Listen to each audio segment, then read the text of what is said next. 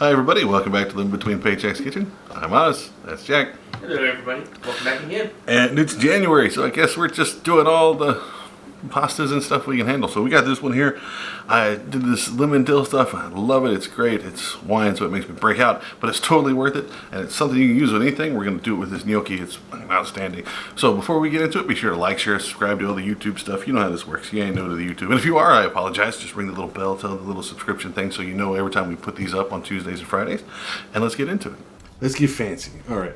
First and foremost, you want to get your gnocchi, which Kat's going to be mad because I'm not making it myself and I got the store-bought stuff and I probably pronounced it wrong, but that's what I got. Now, we got really fancy. Got the white wine. You got to get, Canned wine. It's canned wine. Got pinky out. Yeah. Fancy. You got your Pinot Gris.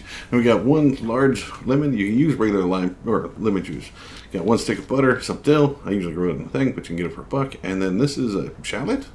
It's a type of lily thing, but it's related to an onion. Okay, whatever you tell me. That's what it called for. You can take it and get this pinkish brown skin thing off of it. Just you can cut that root off and the top of it off, and then fight with it for a while.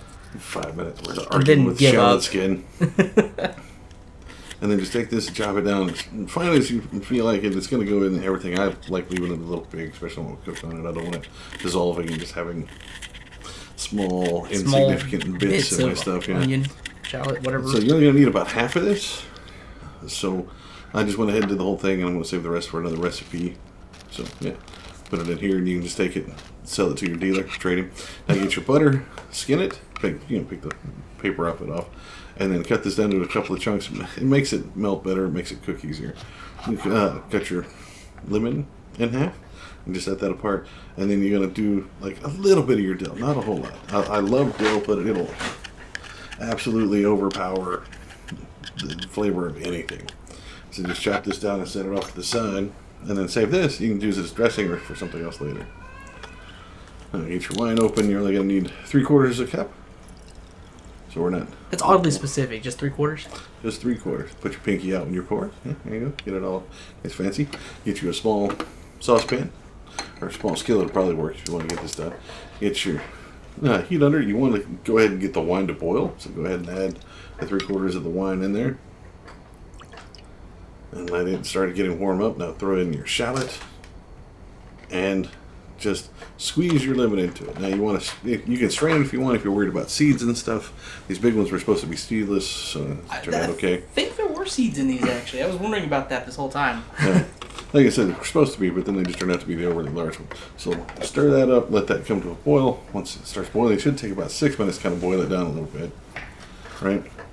Go ahead and take your first couple of sticks, or the first pieces of butter. Right, you want to turn it down to just a simmer. While you're doing it, put your butter in and then whisk it in while you're doing it.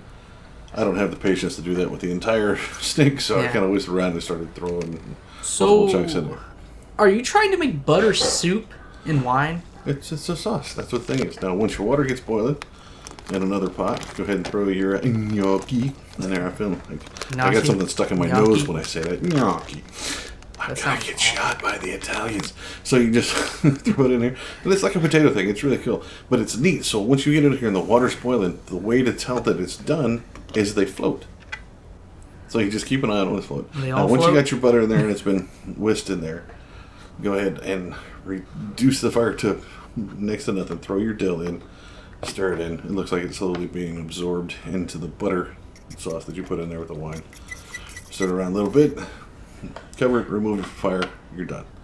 Alright, let that sit and wait for your gnocchi.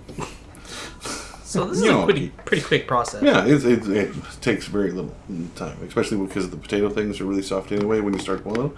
So once they float, make sure all of them float. They all float down here. Yes. No. South Texas, everyone floats.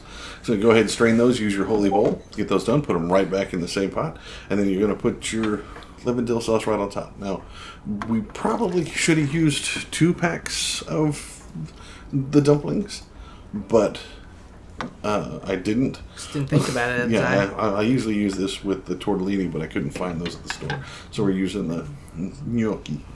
So just put a little bit of that and use some more of the dill as a garnish, salt and pepper to taste. My dad will love to hear that. And boom. Excellent food. It's great, and it doesn't have any meat in it, which is some people really dig that. And it's very excellent, very fast, and tastes outstanding. And then you get leftover wine to sit with your food.